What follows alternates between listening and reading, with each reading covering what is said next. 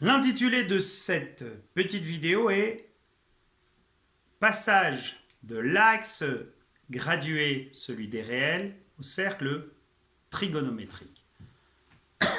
Alors, j'ai représenté ici de manière assez surprenante, je l'ai représenté en vertical, l'axe des réels. Donc ici on a 0, 1, 2, 3, ainsi de suite, moins 1, moins 2, etc. Donc ça, vous le savez depuis longtemps que tout réel se positionne de manière unique sur cette droite. Alors l'inconvénient, c'est que si je venais à vous demander de placer ne serait-ce que le nombre 100, vous allez être obligé de monter au deuxième, troisième, quatrième, cinquième étage, ce qui de toute évidence n'est pas possible. Alors, quelle idée avoir pour trouver une conception différente de sorte de pouvoir positionner tous ces réels, mais non pas sur une droite, mais sur un autre support. Alors l'idée qu'ont eu les mathématiciens, c'est de considérer un cercle de rayon 1, la même unité, et d'enrouler cet axe gradué, supposer qu'on puisse l'enrouler autour de ce cercle. Alors on va prendre cet axe, supposer qu'on puisse l'enrouler, comme je vous l'ai dit précédemment, et dites-moi si on venait à l'enrouler de la sorte, quel sera le réel de ma droite positive strictement qui se trouvera au même endroit que 0? Réponse. Il faut se souvenir d'un résultat vu il y a de nombreuses années qui permettait de déterminer le périmètre d'un cercle de rayon petit r, la formule étant que ce périmètre est égal à 2pi r, c'est-à-dire 2pi fois r, qui dans ce cas précis est égal à 2pi fois 1, soit 2pi. Donc, si jamais on venait à enrouler cet axe des réels autour de ce cercle, de sorte à positionner le 0 ici et qu'on enroulait ici de la sorte, au même endroit que 0, on aurait 2pi. Alors, quel est le premier réel strictement positif de mon axe gradué qui se trouverait ici? Comme la longueur d'un cercle de rayon 1 étant égale à 2pi, la longueur d'un demi-cercle serait égale à pi. Ici, on aurait forcément pi sur 2, un quart de cercle, et ici, on aurait 3pi sur 2, etc., etc. Quel est le constat que l'on peut faire? C'est que cette fois-ci, notre support étant un cercle, on va pouvoir positionner l'ensemble des réels sur ce cercle. Inconvénient, avantage par rapport à l'axe des réels, c'est que l'axe des réels, à chacun des endroits, vous aurez précisément un seul réel, mais l'inconvénient, c'est que on ne pourra pas positionner, faute de place, l'ensemble des réels. Avantage du cercle trigonométrique, c'est que on peut positionner l'ensemble des réels, et inconvénient, si on peut parler d'inconvénient, c'est qu'à un endroit précis, vous n'aurez pas un seul réel, mais vous aurez une infinité de réels.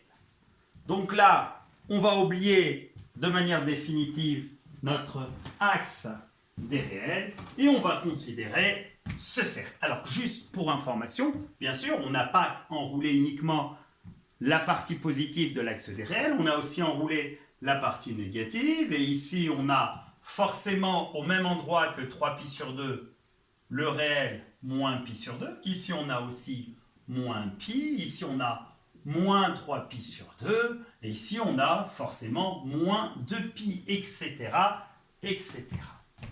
Alors maintenant la question que l'on va se poser, c'est que va-t-on faire précisément de ce cercle trigonométrique?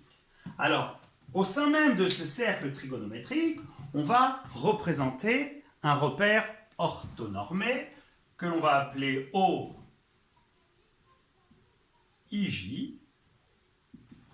Et, au hasard, on va positionner un réel sur ce cercle. Peu importe, ce réel, allez, appelons-le X. Je le positionne, allez, ici, par exemple.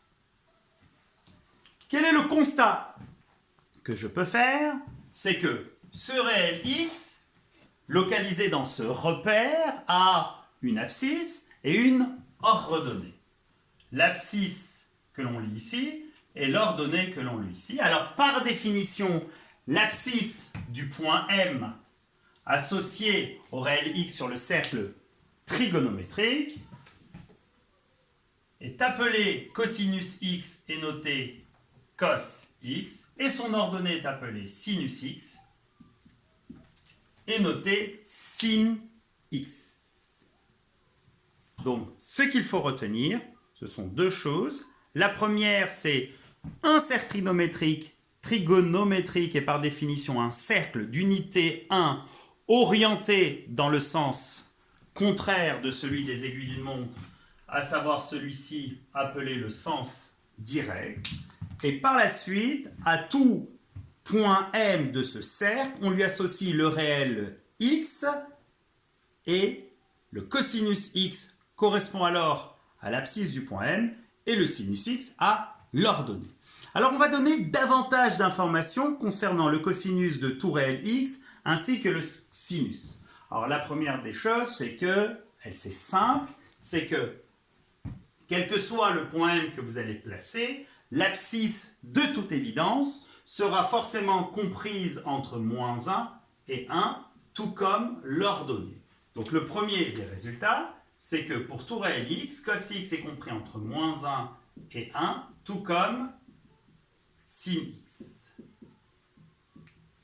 Alors on va voir si vous avez compris cette histoire d'abscisse et d'ordonnée. Vous visualisez où se trouve le réel 0. 0 est ici.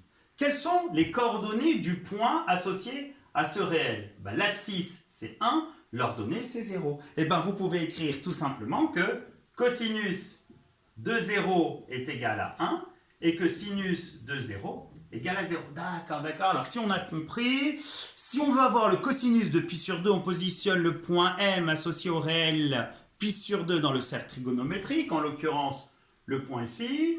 Le cosinus de pi sur 2 correspondrait à son abscisse, à savoir 0. Je commence à comprendre. Donc le cosinus de pi sur 2 donne 0 et le sinus de pi sur 2 correspondant à l'ordonnée de ce point, c'est 1.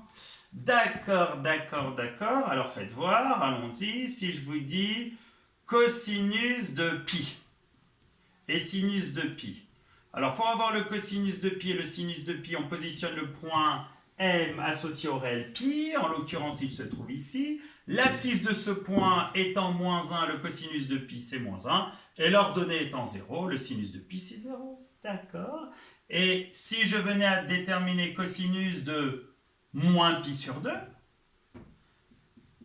ainsi que le sinus de moins pi sur 2, alors comment vais-je faire? Je vais positionner le point M sur le cercle trigonométrique associé au réel moins pi sur 2. Il se trouve précisément ici. Son abscisse correspond au cosinus de moins pi sur 2 et l'abscisse de ce point, c'est 0. Et son ordonnée correspond au sinus et l'ordonnée, c'est moins 1.